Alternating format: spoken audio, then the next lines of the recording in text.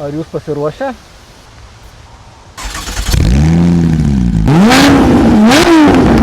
Aš turiu ausų būgnelius.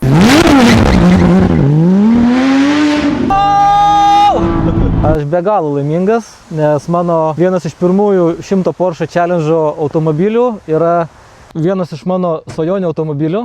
997 atnaujintas antros kartos GT3 RS automobilis, kuris buvo išleistas 2010 metais.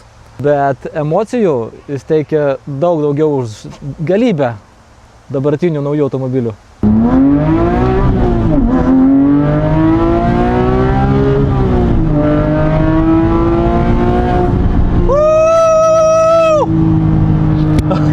Wow!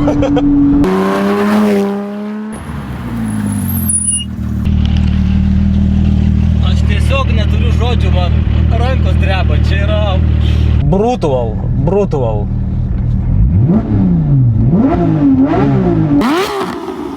Nors tai 2010 metų automobilis, bet jis vis dar greitesnis už daugelių šių dienų superkarų.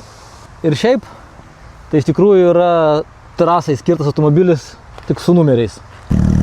Plati galinė dalis, didžiulis spoileris, specialūs lipdukai yra šio RS modelio vizitinė kortelė.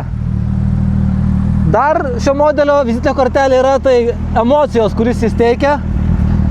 Čia yra nenusakoma. Galimai aš rojui, tai jeigu daugiau epizodų nebus, tai taip ir yra. O kur labiau su tokiu automobiliu norėtumėte važiuoti? Mieste ar lenktynių trasoj?